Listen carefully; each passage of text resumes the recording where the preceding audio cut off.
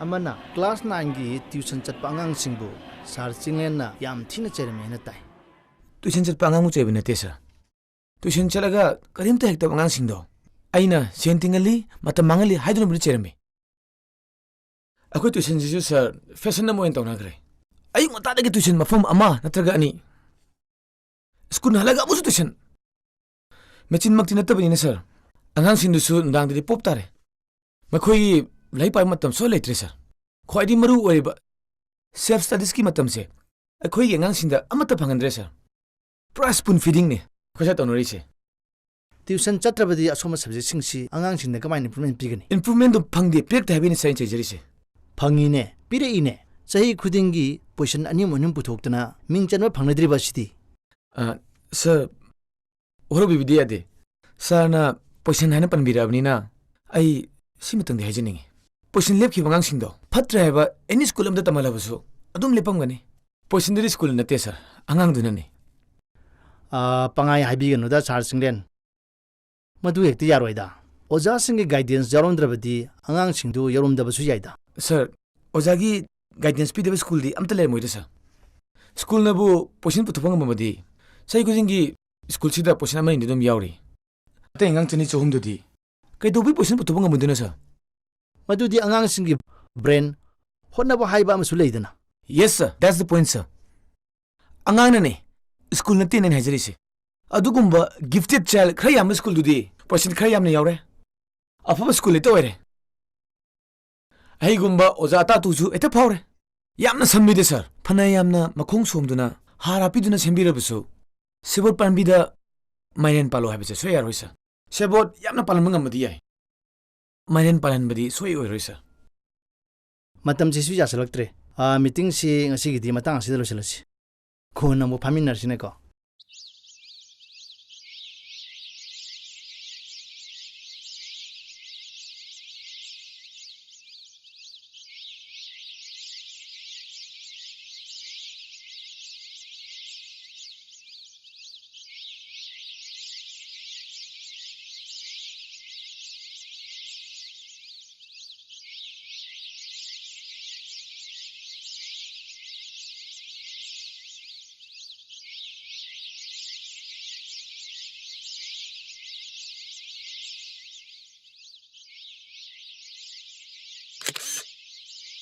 ngasi aina unajari basi ngarang haidokiba ISSLC 2014 gi second position tarkibi mangalaima chanugani bi magi thamoida manipur pumbagi oina second position tarkibsida kari phawbibage amudang haibiu yam nungai second mak tarakani haibdi thajagide adubu thajadana taramini yam nungai haitar ngasi manipur pumbagi ani suba position oina lakhibase masi kamaina hona birokpage kana gi mateng phangakpage haibudu amutang phajana thambiu aidi ta sengna laise kya tamningdaban sanabugumba amada ingi khaluraban bazigi magana budi laishamna tamaningba heiningi adubu upai di lekhide class to jana takpa jingje inthinu ngana amukta de yang wai aidi laise oiroidabnina sanabarom da chatlagena kana khaluraban adu yauna handaruraba mangalimana mataw karamda second position tarkibano haibado marik chumna dang takpiu aibu larik pa ba hon gibsi class 10 ka ba horok podoi degine class 9 phawbudi ai larik ta kya interest lorokide tasengna aibu larik ta mayojan khibsidi searching lena ni hainingi mistam pha ai classmate thaja school gi oja sing amadi baji ge imaga ibema nangmu kai legen he chaka to khar thongdong ne aina horen halakpada sak nang de dana school salam da badi yaroi ko thaima yengon he tawri se laik la supa dana nipi macha moi bagi ing ta pai do mata yaude da ko nang bo as mai loi tai ba nungti ge loi tai dubu school ju dum nang ni dudi ibema nangje metric hai do tamabani ne nangbu metric du da su pass tawrabadi loan da su lobba yai hai karigino nangna laik sibo su yana paningdri ba sibo mana hainingdri se hainingna ba ꯑꯩꯈꯣꯏꯅ private ꯇꯝꯍꯟꯗꯅ ꯑꯐ ꯑꯐꯕ ꯑꯣꯖꯥ ꯊꯤꯗꯅ ꯑꯩꯈꯣꯏꯅ ꯇꯝꯍꯟꯕ ꯉꯝꯕꯁꯨ ꯅꯠꯇꯕ Tamna tamna adum haijarakani kaino. Hairani, yam hairani. Apana luna tawanina, yam hairani. Ibema nang sune. Saka to loi thomo. Ima kai then chale ko. Hoi bema. Nang rini mi. Angang duna hanam ko thangat ki bidre tawani. Hause ko dan liro ne. Hayeng di sa thang ka lawro. Hayeng assembly da dum ligeda. Hause bi thokradi no heng nokning reba. Adugidi loidringaida adum noksan breke. Okay, good morning. Sit down. Thank you, sir.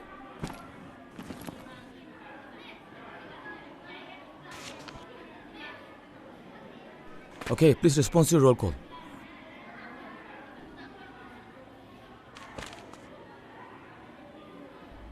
Ngasi takadu revelation asi the indomitable woman pugilist of Manipur.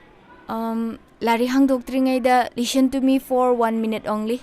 Handaki London Olympics ta woman boxing da bronze medal lawra kibi India amadi Manipur gi mingchat por kibi nupi do kanano khangam who is she? Mary Kom. Right, we'll never forget her. Maha kamaina hore.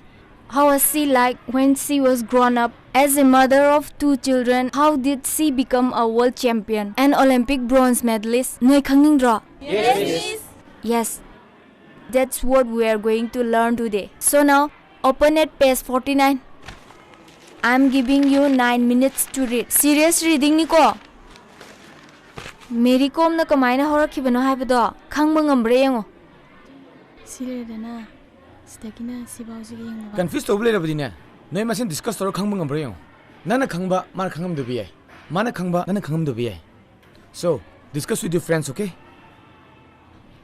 Time for discussion is over. Discussion loire ko. Discussion gi matam loire. Discussion tawda any doubt leiba, confusion leibo itargadi. I'm here to clarify that. Mary Kom table, any confusion? No, miss. Very good. Suranjoy table, any question? Miss, masigi sentence da sabbatical sa naula adjective lang tayo ba? Very good question. This textbook ti aruba textual questions indo nendring ai dane. Textual questions ni nataba. Question manga noi amam na semo. Noi amam na question manga. Miss. Textual question ga manabam te yaudre ko. Yaudre. Very good. Time is over. Question jing do. Nakoi gi table da putho. Repetition yaubu question gay do. Lokthoga. Manadaba question kem yaugi yango. Minute manga gi manung da khando kadam ni ko.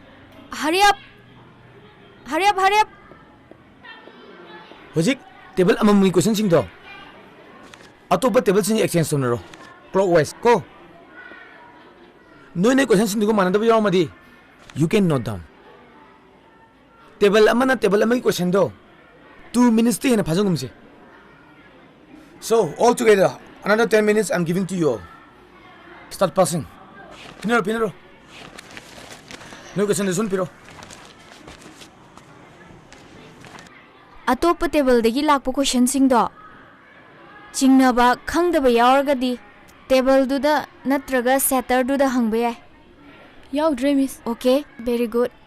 Life science ki last chapter, regional environment ki aham question. We'll go to Mangaling.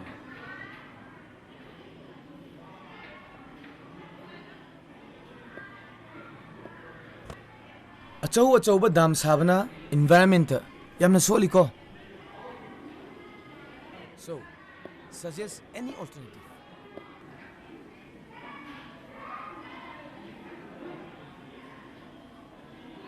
Come on, hurry up. Suggest any alternative.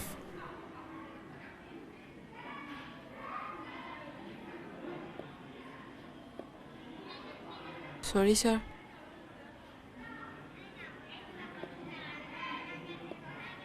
Panana ba 10 minutes pibida na muna pa hodre. Kang da ba yaw ba sunu masin discuss tawno ha ba sunu taw ba hodre.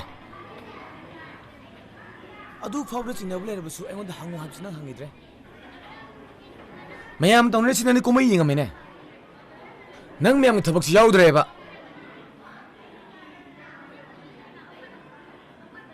ꯑꯩ ꯁꯦꯡꯅ ꯇꯥꯕ ꯑꯝꯇ ꯉꯝꯗꯦ sir ꯑꯗꯨꯗꯤ ꯅꯪꯅ ꯈꯪꯍꯧꯗ꯭ꯔꯤ ꯃꯐꯝꯗꯣ ꯑꯩꯉꯣꯟꯗ ꯍꯪꯗ꯭ꯔꯤ ꯀꯩꯒꯤꯅꯣ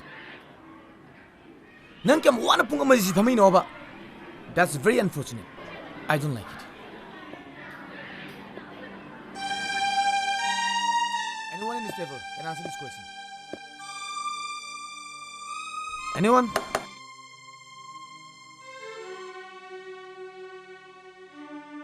Small dams and mini hydel projects.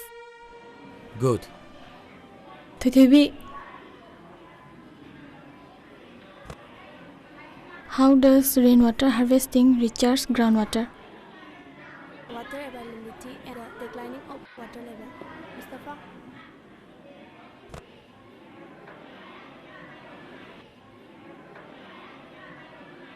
Okay, well done. Time is over for today. Next class today 1 hour do full assessment of where gani. Priya, give me my ball.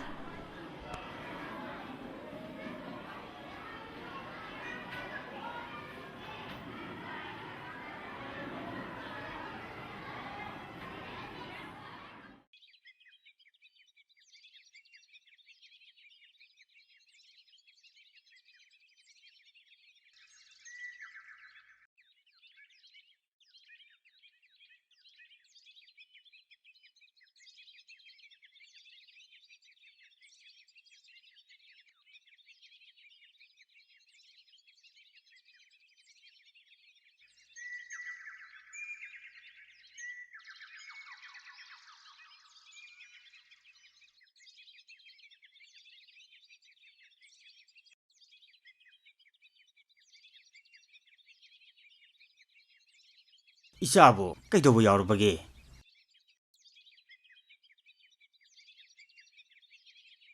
School halaga maning thong phi ka amata hongdaba mkhai phamisibo. Hayo. Kanana kari hairabagi isabo. School da kaidong narapagi nangbo. Baji ꯑꯩꯒꯤ ꯁꯤꯒꯤ ꯈꯨꯗꯣꯞꯁꯦ ꯀꯥꯏꯊꯣꯛꯑꯒ ꯑꯩꯒꯤ ꯅꯥꯁꯦ ꯂꯥꯌꯦꯡꯉꯁꯤꯕ ꯑꯩ ꯅꯥꯁꯦ ꯌꯥꯝ ꯇꯥꯏꯅꯤꯡꯉꯦꯕ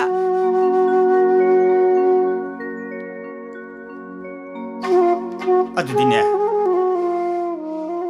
ꯏꯁꯥꯅ ꯗꯤꯜꯂꯤꯗꯒꯤ ꯐꯪꯉꯛꯄ ꯑꯦꯋꯥꯔꯗꯀꯤ ꯁꯦꯟꯐꯝ ꯑꯗꯨꯅꯅꯦ ꯂꯩꯈꯤꯕ ꯁꯅꯥꯅꯦ ꯑꯗꯨꯗꯤ ꯀꯥꯏꯕ ꯌꯥꯗꯦ ꯏꯄꯥ ꯃꯤꯒꯤ ꯈꯨꯂꯪ ꯆꯠꯈꯤ ꯑꯗꯨꯒꯅꯦ ꯃꯗꯨꯗꯒꯤ ꯐꯪꯉꯛꯄ ꯄꯩꯁꯥꯗꯨꯅꯅꯦ ꯏꯁꯥ ꯂꯥꯌꯦꯡꯒꯅꯤ ꯏꯄꯥꯅ ꯏꯁꯥ ꯂꯥꯌꯦꯡꯒꯅꯤ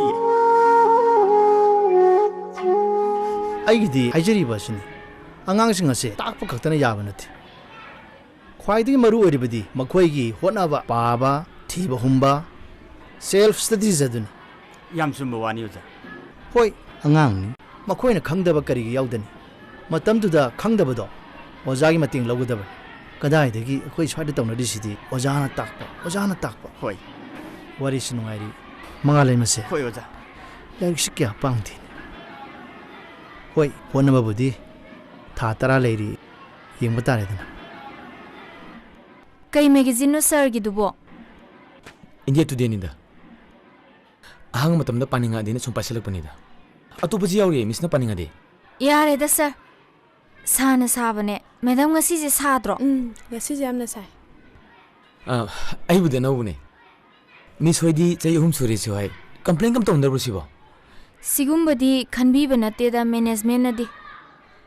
Makoy ne khanba hai babu chahi khudingi position khar puthokpa. Angang singsina kiri inadana mingchanba phangdaba. Tolop khara wangba. Ari boza lokthokina bu honaba. Sigumba sikatani. Munna khaluradi private school gi ojaje oi hai banate da sir. Isagi sinfambu adu antana kan being the miss. Oja oi gi haidine private school go jani oi daba. Yamna competitive oiba. Yamna challenging oiba. Ekhoi swagi school singsidabu Pasatan kita khalaga linkana ba na yam boiba. Afaba school se si kaino habje khangba yawdaba. Aduna mayam na ne. Sendan bam lalon bam on ugibu wani. Hoi, adubudi. Private school singje lakpadagi angang singsin yamna competitive oirakibane. Mane. Adu da mi khrana black money duna school on thurok pa yarokpa. ꯃꯤꯁꯨ ꯇꯧꯅꯩ ꯍꯥꯏꯗꯅ ꯌꯨꯝ ꯈꯨꯗꯤꯡꯒꯤ school pond ꯑꯣꯟꯊꯣꯛꯅꯔꯛꯄ ꯃꯈꯣꯏꯁꯤꯡꯁꯤꯅ private ꯁ꯭ꯀꯨꯜꯁꯦ ꯃꯑꯣꯡ ꯑꯃꯗ ꯎꯍꯟꯕꯩ ꯋꯥꯅꯤ ꯌꯦꯡꯉꯨꯅꯦ ꯁꯥꯒ꯭ꯔꯁꯤꯗ ꯄꯥꯈꯟꯁꯤꯗ ꯑꯉꯥꯡꯁꯤꯡꯁꯦ ꯍꯨꯃꯥꯡ ꯖꯤ ꯁꯧꯒꯩ ꯐꯝꯍꯜꯂꯤꯁꯤ ꯌꯦꯡꯉꯨ ꯑꯉꯥꯡ ꯑꯇꯥꯏ ꯄꯨꯟꯗ ꯌꯥꯗꯦ ꯅꯤꯌꯣꯝꯒꯗꯤ ꯑꯣꯖꯥ ꯑꯩꯈꯣꯏꯅ ꯍꯨꯃꯥꯡ ꯁꯧꯋꯦꯅ ꯀꯨꯗꯥꯝꯁꯤ ꯂꯧꯊꯣꯛꯑꯦ ꯑꯉꯥꯡꯁꯤꯡꯗꯅ ꯈꯣꯡꯎꯞ ꯇꯣꯡꯗ ꯌꯥꯗꯦ ꯑꯣꯖꯥꯅ ꯁꯥꯏꯌꯦꯅ ꯁꯎꯟ ꯁꯤꯟꯗ ꯑꯃꯨꯛ ꯂꯥꯛꯑꯦ ꯁꯤ ꯀꯩꯅꯣꯝ ꯏꯁꯣꯏ ꯁꯣꯏꯗ꯭ꯔꯣ ꯑꯩꯈꯣꯏꯒꯤ ꯑꯉꯥꯡꯁꯤꯡꯁꯤꯕꯨ ꯅꯨꯡꯗꯨꯝꯒꯨꯝꯕ ꯎꯀꯛꯀꯨꯝꯕ ꯄꯪꯂꯣꯡꯗ ꯂꯣꯟꯁꯤꯟꯅꯔꯒ ꯄꯪꯊꯝꯗ ꯊꯝꯕ ꯌꯥꯕ ꯄꯣꯠ ꯑꯃꯒꯨꯝ ꯈꯟꯕ ꯃꯥꯟꯗ꯭ꯔꯣ ꯑꯩꯈꯣꯏꯒꯤꯁꯤꯗꯤ ꯈꯔꯕꯨ ꯐꯔꯤꯌꯦ ꯁꯥꯔ ꯁ꯭ꯀꯨꯜ ꯈꯔꯗꯤ ꯐ꯭ꯂꯣꯔꯒꯁꯤ ꯎꯐꯨꯟ ꯉꯥꯛꯇ ꯀꯨꯝꯍꯩꯅꯤ ꯑꯁꯦꯡꯕ ꯉꯁꯤꯗꯤ ꯕꯦꯜꯁꯦ ꯁꯨꯡꯇꯥ ꯇꯥꯗꯕ ꯃꯥꯟꯗ꯭ꯔꯣ Miss Tampa, Sir Principal na amta lakpiyoye. ꯍꯣꯏ ꯍꯣꯏ ꯕꯦꯜ ꯇꯥꯈ꯭ꯔ ꯃꯥꯅꯦ ꯑꯩꯗꯤ ꯑꯝꯇ ꯇꯥꯍꯧꯗ꯭ꯔꯦ ꯑꯁ ꯀꯩ ꯑꯃꯨꯛ ꯍꯥꯏꯔꯛꯇꯣꯏꯖꯥꯅꯣ ꯑꯩ ꯑꯝꯇ ꯆꯧꯈꯤꯒꯦꯀꯣ All the best.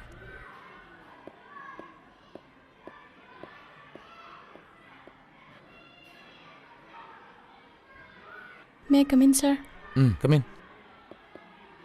Sir, mangalay mana kainomta haijagi kaman room da amta lakpiba yagadra. Laki.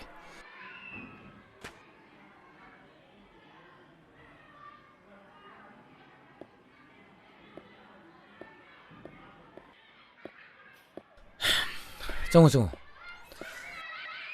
Kita nasi benar-benar.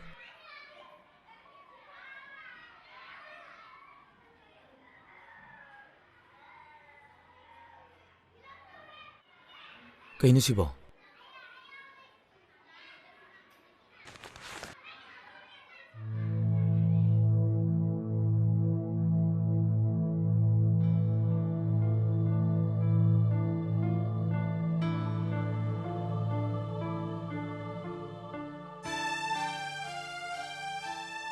Adudi, nan nani kamain tariba? Nan nani kelas kamain tahu? Oh. Sir, ibidra suyarni. Nahan gay di hang singdo notebook ta aina thilaga tai. Ngarang gitu di aku ina sembada yaw daba question ama sar na hangak padu da.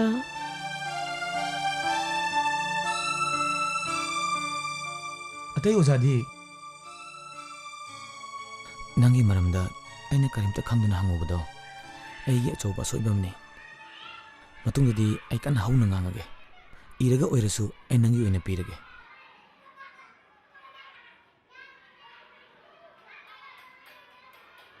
Thank you, sir. Welcome. Ako thaja. Atai ozadi kamain tai hauna takpra. Hauna tak pasiyawi, hauda pasiyawi. Mangalay magidi sir, mana ta hauda basingdo aina dum hai. Yare, chalo.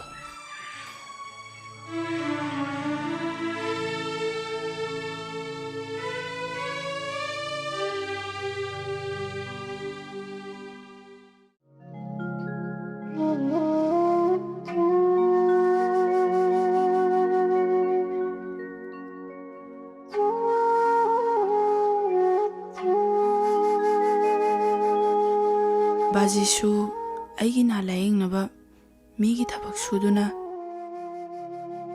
ngayakta pothadaba makai yamna kanna honaki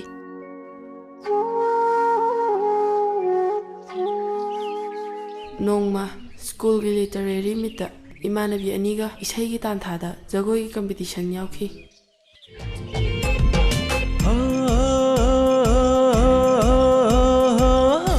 magunlay haina darane hongdoktana thamba sisu wakhalda pukningdana ama hauna sarana koyi magunlay bo haina barane lona tumin lay basibo pukningda wakhaldana ama hauna barana koyi sobada hangsit lang bacha bada humakang nimba chumbara kumuni chumbara hayuni ikai bakhang ding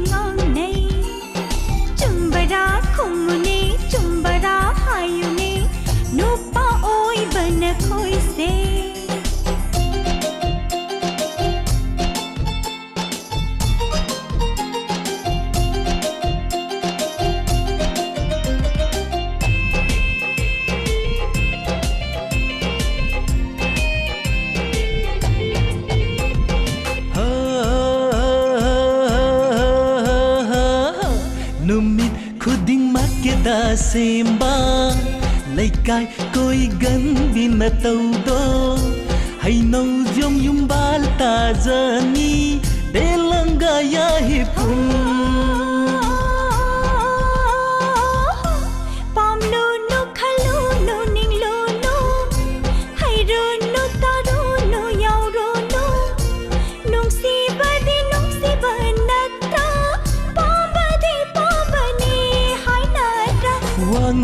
नतौगा थाजरु then कोइसे खुम्ने हायुने खुम्ने इकाइ थी गली हाइनै खुम्ने हायुने खुम्ने नुपी ओइ दिन कोइसे मतंग मतम सारिङै थमुइ मसक खंदोनसी कुइना थेनरुद्रबनी चुम्बरा खुम्मुने चुम्बरा हायुने इकाइबा खंदी ngangnai चुम्बरा खुम्मुने चुम्बरा हायुने नुपा ओइ बन खोइसे मतंग मतम साजिए थमोइ मसक खंबे केनु इ जम जम जबिनी ai खोइदे खुम्मुने हायुने खुम्मुने इकाइ थी गली हाइनै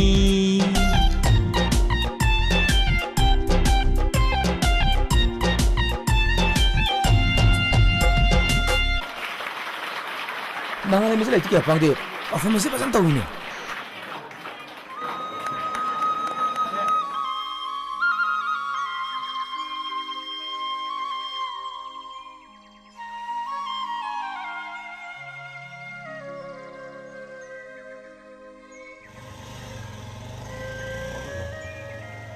Imai fast tare kari da tariba aiko school gi ne class ta ne ai ji fast tare ta da bi ta na ba da dum oiramani kari da nang fast tari go chakoi da ni da ma ba ka breng ke tawne ai je like da ga first ta khalab ni be ma masi gi nupi masa jibu karam thodoi no khang de ne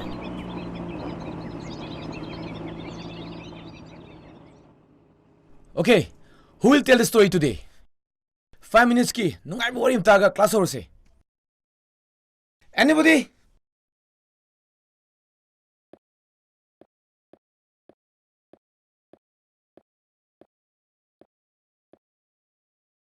Good morning everybody. Thaina mamangai da nupi macha ma lerame. Nupi macha si masang mataw yam phaje, larik su yam na hai. Ina kaira su yam na khulli. Mahakin habda aur pa ma faw leite. Mahasi mama pa na wata padana nungai na thami. Adubu school gi assembly da nungti gi wari aten ba amam lihelisa. Maju amukta lejagi khandana adum lakpa. Adubu mana legi khalinge da mini hekta hangiba. Wari libaje adum phangi dadana maje school do dum thadok pataki. Aiko school sida ne ba haise. Nongmata wari libdo phangi da baiwan. Ai diam na nungai ta baiwane. Loijare. Thank you. Ngaiko. Who is that girl? Thajani sir. Okay, go. Okay, tomorrow Thazo will tell the story. For now, go to your respective classes.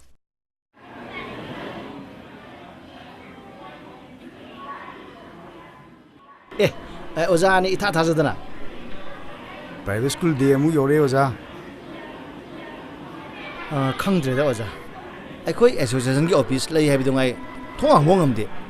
Ngayak tang chakot tholang gi wa khan ga dab su khan phan ni ti.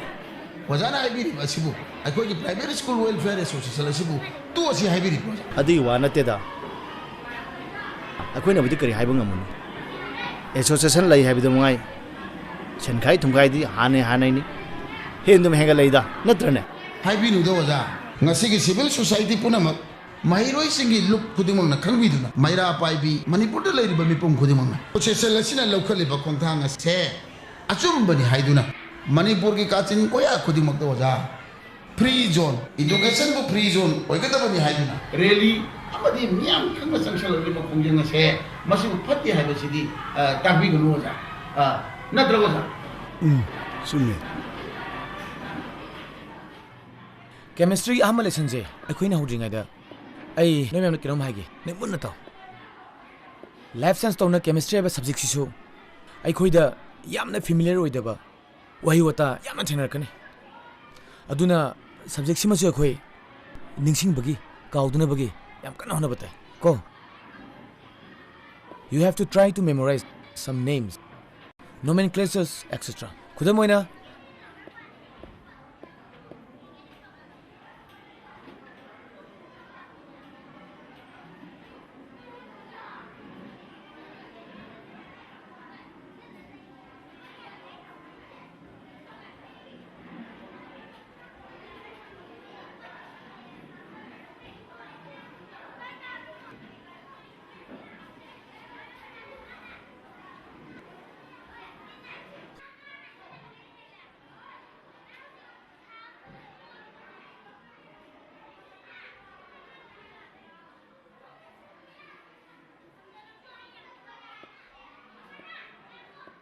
kanana ihan hana word sing se aine piri order sida mathang raw naina yengdana haibang ambage habdo let me find out okay start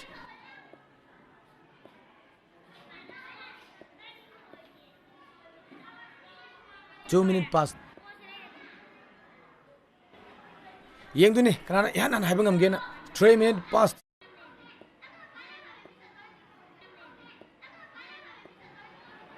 Okay, can you do it? Yes, sir. Come and stand here. Turn your back to the board. Element, nucleus, hydrogenation, lanthanide, octet, endothermic, compound, proton, crystallization, actinide, micellis, precipitation, allotropes, neutron, oxidation, metalloids, solubility, galvanization, molecule, positron, reduction, malleability, hydrolysis, calcination. Very good. Give her a big hand. Angang se, magi nasitang pasanatara she will do something. Mangonda extraordinary ka yawi miss. Magi levam se, miss na pasana mo. Okay ansing unaru se. Sir na adu yung nathasara di haying school loraga hekta salu si kedorage. I am serious, miss.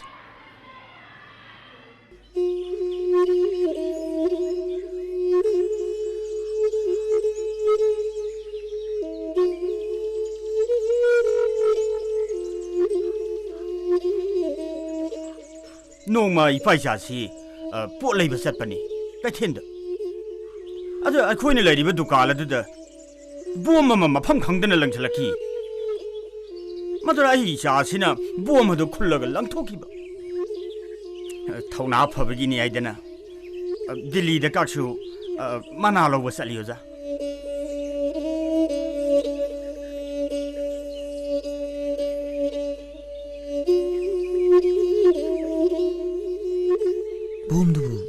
mana pai amulang thokpa mani oja ngasai gi bom madu hek lang thalak pa du da ngasai dukan manung da leram mi ba mayam thinga du di kai du na loi chena khrab sa ai su yaw na adum chela bani ni oja ngasai ai sha karai da le hori ai da ai na han dai hin thoki ba kan di ai gi nak da leram di mana bom madu pai ra ga lang thorok bani ne marai ba na thi di ngasai ka then sang gi u khong du da bom du pa la ga khudak du pu khai ai sai oi thang ba na ha si bom gi ahu ba ma khola du na ye shan kra ba khang ti adu da gi adum ngasi phaw tawri si makata badi doctor da karida yeng oi na si khaktan operation taw che na hai ba adu da aina sen thong gi phibam di na tai cha da ba kana gum ba na di khara khara tamna pharkani so adum hai kana gumbana na ko hongi operation sidi kana de so dum hai adana hauji phawada ai cha nu pi si tawri sin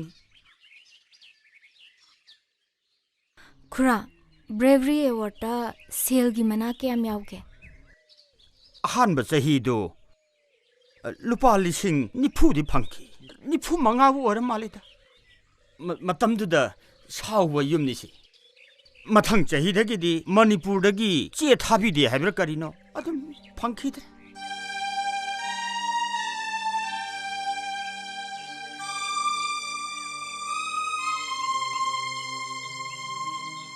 Khura, aigi marup nakong khaktagi doctor ama lay. Hayengsi mangalay maga amta satlugedana. Maga amta tanaruge. Magi se phanaba saribani amukta honazage. Khurana madumatang yabiuba. Ainabu maduda kari yaro dagine wazabo. Ay yay.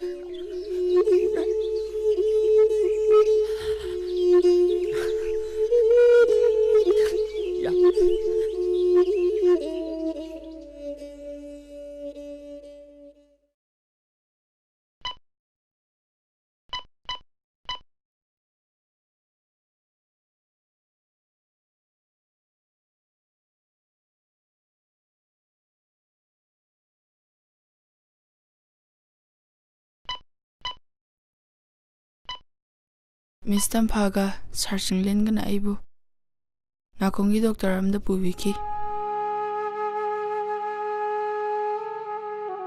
Des ma'am matang tauki.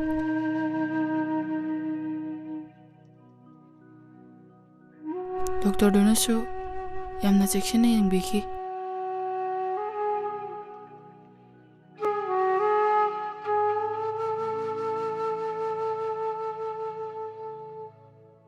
Oi thangmana kongsi 80% sui haiba ai khangki. Hearing aids season anaba doctor ne advice toraki.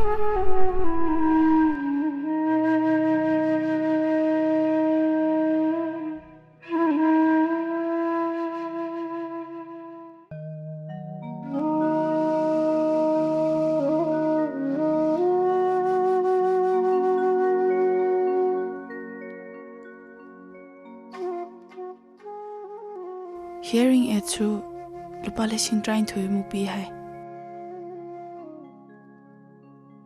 Aigi hearing aid legani haiduna baji su nongmatang phauba pothadana migi khulang chatli pesha kanna tali. Si volume niko si lekha kadaba si lekha kadaba se am tapsalu se hapsalo.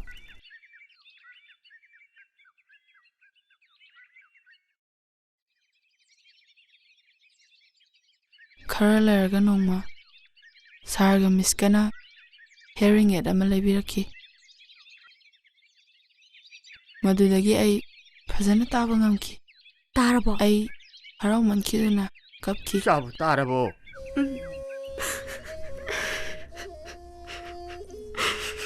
Kadang kapino. Kapino se. Kapino. Sabu kapino. Kapkan. Kapkan.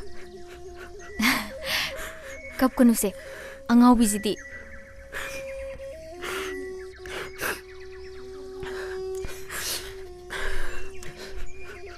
kapanu se yare kapanu se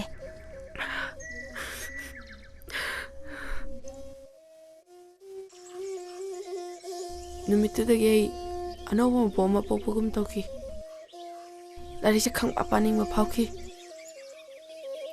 Ozani dubu laigum khanjaki. Aina larik da thawa yawa tapna horakhiusi. Ozani dugi minungsi. Makhoi ni gi lamansi amtang singi khankiba ani sinani hainingi. Makhoi na ibu yamna pukning thogat phiki. Yam haire kan honau ko. Hangong ngone misa hangnaro. Miss, jingam sa. Nang sango monda. Thank you. What is this? Root. And what is this? Sir, jingam. Thank you. Nang class teacher. Sir, ko ngawin thoglaba. Oh. Matangi ai class di ngasi ai assignment do tawba ngamna bo ko. Sir. Good. Munna po. Khallu. Thiyo. Hango dum khangkani. Ai di khangde to mele thoba nang sukang khangroi dam. Angu matamda library changi. Mathau tarabadi internet hango. Hono nang no masi mari khangage na khanna honaraba nang soi nang khangani. I know it. I honor jagi sir. Nangi class ta first taribi nangi namanabi thaja. Aduga heng manpur yo ina first ta kada bangang do. Nang chamane. Nangu mangatani. Karim te khena belite. Khena bai bu makhoi no lagi hotna behenba. Adu kaktani. Believe me. Adu kaktani. You will be one of them if you try. Nang nabu lek si fasana hona ke khalaba. Ai madugi damak always lay. Miss Tamfasune. Ai khoina nangi karim da wala loy. Ai honoring sir.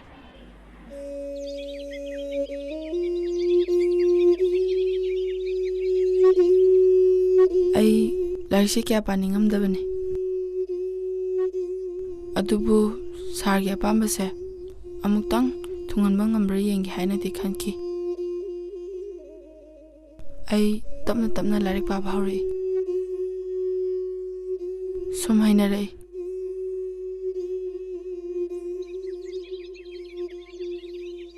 Bazigi imaganasu yamna pukning thogat piki.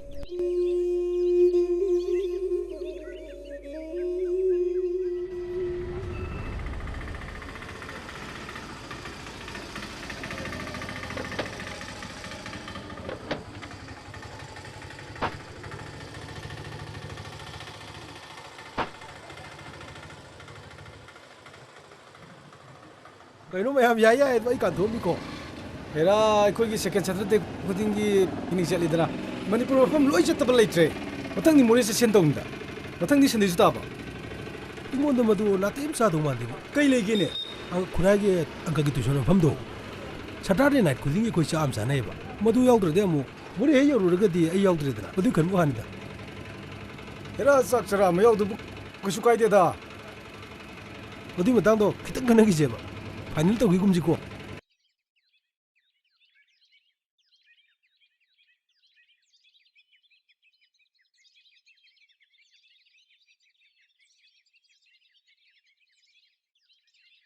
Asai bak sala yung slow. Ai ngong su yenge kok sham na ngawe. Nang yeng thoro da. Se champrasi manam namo habani. Miss, question rai audini ko amu thank you ne. Anga si ma chathol no ba. Sir, Miss Tamphaga sar thoibaga na budi senakhibane. Koksin ba horasira. Ngak pudi yagani da. Lam chathol e jeb. Hoi sir, ai su sum senarukhige. Hoi miss.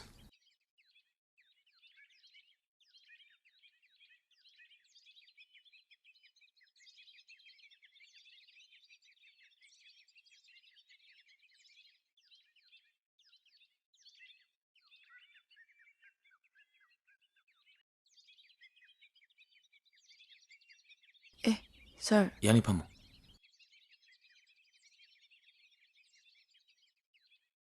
Kedore, discussion la tumi pam ler de. Sir. Ngamuk su zat lena tawbuni da. Bus tong bagi kok sham na ngawba. Ado himi thakchira. Ai leru ge. Yani de sir. Adu muk thakchalur di authorani sir. Bonga wori kauthokina ba yam interesting wori am lirura. Natraga ngang amna taing dum tam do ebra. Sir, yani da dum libiyo.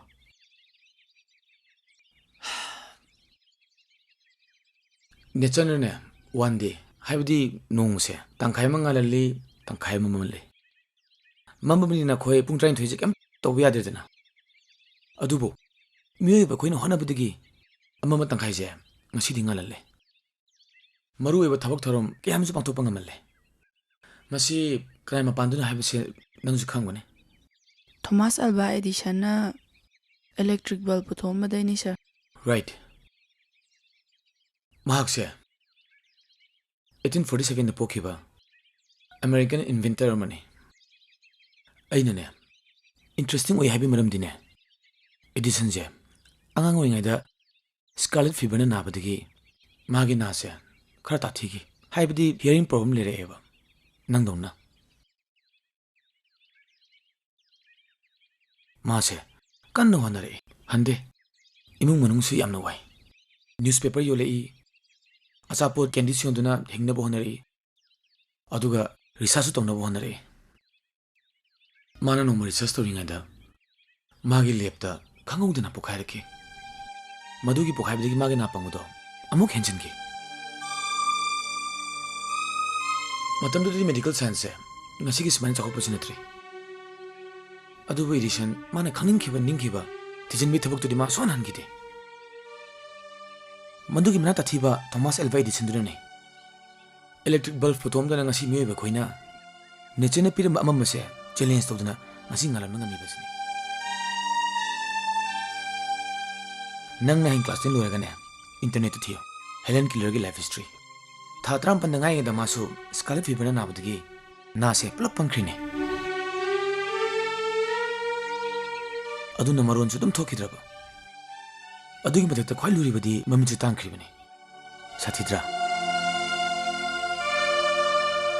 1955 tamagi documentary The Unconquered habido Oscar fangibani 1964 da Helen Keller se American civilian amada piba khwaidagi wangba presidential medal of freedom piduna American president na se honor tawkribani yengone aina hiningi dine misna honai khanna kan honaraba ngamdaba leiti shini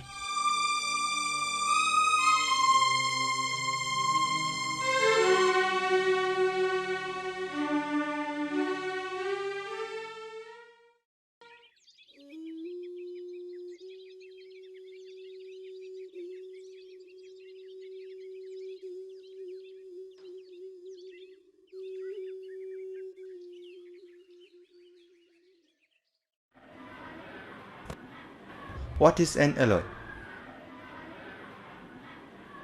A homogeneous mixture of two or more metals or non-metals and metals is called an alloy. Good. Very good. Thano.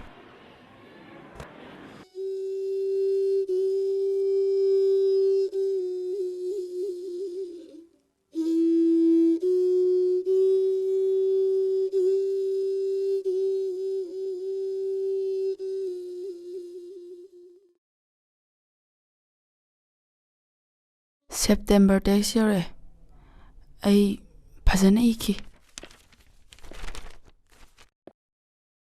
Punsida yan hanba oina khwaidagi nungaiba exam haibado maduna oiki.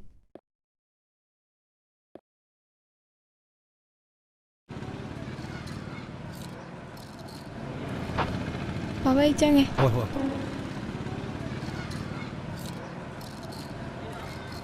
Oja office loibirabro. As karaidena da. Angang thangwi benda mu thilamaga office oban mu haijendoin. Office da athengma kangbuga mu thengdaraga. Ore party lorokpa agang tuition lorokpa chap chana laga yumna mandurimne. Ngai khuni. Sinamagi chemistry oja do agi angang ji amka tamandi adrine. Angang du chemistry gi matang do ikhang khangawdre haiba. Era angang na khangba khangdabe wana team. Andaki BSc da angang tilakpi mama ma yawina kana hainarine. Maga tuition lo phau ngai min nabigi ora malini taki BSc min kirkri ini haisha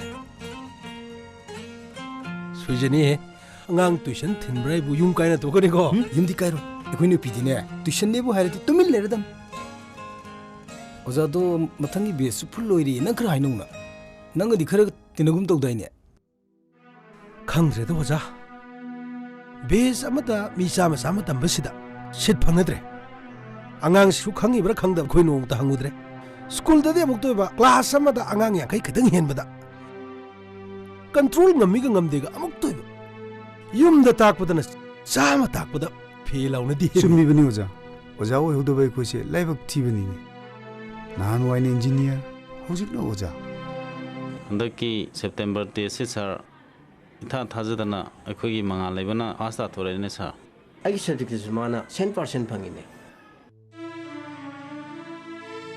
Kaidarage, sanu ngai tabra. Kaidarage thaja. Kistau deda. Adugu kaigino nang kapidi. Nang na first tabada ngai bandana kapning aiba. Thajade. Nang haibu kudima ai loi thajeba. Ado ngasi gi sidi thajadebo. Marwa masulai. Kari maram no engon da haiba yadabra. Yaida. Hang progress report uraganda akhoi pabana nganga dabado hawtagi yongna uraba aduginida. Nursery ngasi phawba first adum tadana laaga handak second tare tabada akhoi pabana nganga dabado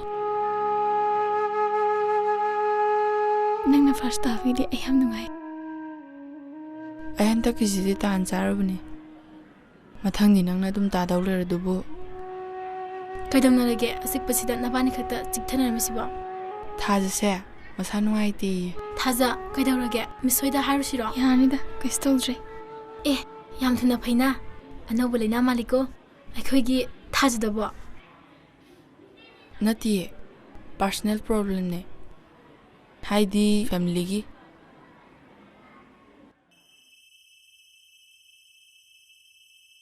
सिबो कमाय मी ओइदुनो उंदां पुंग 10 फाव ताद्रि तुम लेर मिसे monthly test दसु मिनि fast ताग्रे ओइरो योंसे आई खलि पुनो मक्से लोय अस खुइदौ सवलिदा इबेमा साखर चाथोस Lao Tzu इबेमा होगल साखर चाथोस Lao Tzu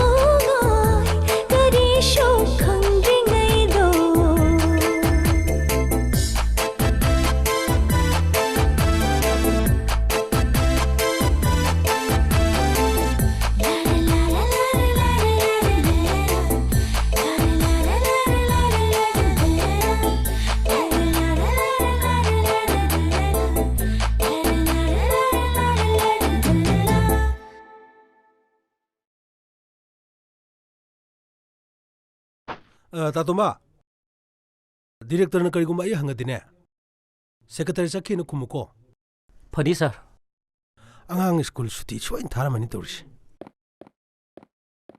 ꯑꯩꯈꯣꯏꯁꯨ ꯈꯔ ꯅꯨꯡꯉꯥꯏꯊꯣꯛꯄ ꯇꯥꯕ हाईगुमदना वादी वारे है अयुकी पुंग तरुक नंगनब अमुक थिलक्पा ꯄꯨꯡ 9 ꯅꯪꯅꯕ ꯑꯃꯨꯛ ꯂꯧꯔꯨꯕ ꯁ꯭ꯀꯨꯜ ꯑꯃꯨꯛ ꯊꯤꯟꯕ ꯃꯁꯤ ꯑꯩꯈꯣꯏ ꯑꯍꯜ ꯑꯣꯏꯕ ꯍꯥꯏꯗꯤ ꯃꯃꯥ ꯃꯄꯥ ꯑꯣꯏꯕ ꯑꯩꯈꯣꯏꯁꯦ ꯋꯥꯗꯤ ꯋꯥꯔꯕꯖꯥꯠꯅꯤ ꯅꯪꯗꯤ ꯑꯌꯨꯛꯀꯤ ꯑꯅꯤꯁꯤꯗꯅꯤ ꯈꯔꯕꯨ ꯐꯔꯤ ꯑꯩꯗꯤ ꯁ꯭ꯀꯨꯜ ꯂꯣꯏꯔꯒ ꯄꯨꯡ 5ꯗꯒꯤ 3 ꯐꯥꯎ ꯀ꯭ꯋꯥꯀꯩꯊꯦꯜꯗ ꯃꯅꯤꯄꯨꯔꯒꯤ ꯑꯣꯖꯥꯒꯤ ꯑꯃꯨꯛ ꯄꯨꯡ 3:30ꯗꯒꯤ 8:30 ꯐꯥꯎ ꯑꯃꯨꯛ ꯊꯥꯡꯃꯩꯕꯟꯗ ꯏꯪꯂꯤꯁꯀꯤ ꯑꯃꯨꯛ ꯑꯣꯐꯤꯁꯀꯤ ꯊꯕꯛꯀ ꯑꯝꯇ ꯅꯦꯅꯥ ꯇꯥꯅ ꯁꯨ ꯉꯝꯄꯣꯠꯇ꯭ꯔꯦꯃꯤ ꯂꯥꯏꯔꯤꯛꯅ ꯃꯈꯣꯏꯅ ꯇꯝꯕ ꯋꯥꯕꯅ ꯃꯃꯥ ꯃꯄꯥ ꯑꯣꯏꯕ ꯑꯩꯈꯣꯏꯅ ꯋꯥꯕ ꯃꯁꯤꯕꯨ ꯆꯨꯝꯃꯤꯕ ꯖꯥꯠꯂꯅ ꯈꯜꯂꯨꯕꯗ ꯃꯔꯛ ꯃꯔꯛꯇ ꯑꯩꯈꯣꯏꯁꯨ ꯑꯃꯨꯛ ꯃꯝꯃꯤꯕꯅꯤ ꯃꯝꯃꯨꯅꯣ ꯆꯨꯝꯃꯤꯕꯅꯤꯅ ꯑꯩꯈꯣꯏꯅ ꯇꯧꯔꯤꯁꯦ ꯊꯤꯀꯥꯗ ꯁꯦꯟ ꯊꯥꯗꯔ ꯁꯦꯟꯗꯣꯡ ꯂꯥꯛꯄꯗꯣ ꯑꯗꯨꯒꯨꯝꯅꯦꯃꯤ ꯏꯆꯥ ꯁꯦꯝꯃꯤꯁꯦ ꯍꯌꯦꯡ ꯃꯣꯏꯅ ꯄꯣꯏꯁꯟꯒ ꯂꯦꯞꯄꯀꯥꯟꯗ ꯕꯤꯜ ꯀꯥꯏꯕꯒꯨꯝꯕꯅꯦꯃꯤ ꯇꯧꯗꯣꯔꯤꯁꯦ ꯇꯤꯚꯤꯗ ꯈꯕꯔꯗ ꯊꯣꯛꯄ ꯐꯪꯗꯣꯔꯤꯅꯦꯃꯤ ꯀꯗꯥꯏꯗꯩꯅꯣꯗ ꯃꯅꯥꯗꯤ ꯁ꯭ꯀꯨꯜ ꯂꯧꯈꯤꯗꯣꯏꯅꯤ ꯐꯥꯔꯁ ꯄꯣꯖꯤꯁꯟ ꯄꯨꯊꯣꯛꯄꯒꯤ ꯕꯦꯁ ꯁ꯭ꯀꯨꯜꯒ ꯍꯥꯏꯅ ꯑꯩꯈꯣꯏꯒꯤ ꯁ꯭ꯀꯨꯜꯗꯤ ꯄꯣꯖꯤꯁꯟ 5 ꯄꯨꯊꯣꯛꯑꯦ 6 ꯄꯨꯊꯣꯛꯑꯦ ꯒꯥꯅ ꯑꯐꯥꯎꯕꯗꯤ ꯃꯣꯏꯅ ꯁꯥꯈꯤꯗꯣꯏꯅꯤ ꯋꯥꯕꯅ ꯑꯩꯈꯣꯏꯅ ꯋꯥꯕ ꯍꯣꯏꯅꯦ ꯃꯅꯥꯗꯤ ꯑꯩꯈꯣꯏꯅ ꯐꯪꯐꯝ ꯊꯣꯛꯄꯅꯤ ꯇꯁꯦꯡꯕꯗꯤ ꯃꯃꯥ ꯃꯄꯥ ꯑꯩꯈꯣꯏꯅꯦꯕ ꯇꯨꯝꯐꯝ ꯆꯥꯐꯝ ꯈꯪꯗꯅ ꯍꯣꯠꯅꯔꯤꯕꯁꯤ ꯃꯗꯨ ꯋꯥꯐꯝꯗꯣ ꯈꯟꯅꯕ ꯌꯥꯕ ꯋꯥꯐꯝꯅꯤ ꯃꯌꯥꯝ ꯈꯟꯅꯕꯤꯔꯝꯃꯨ ꯅꯩꯅꯕꯤꯔꯝꯃꯨꯀꯣ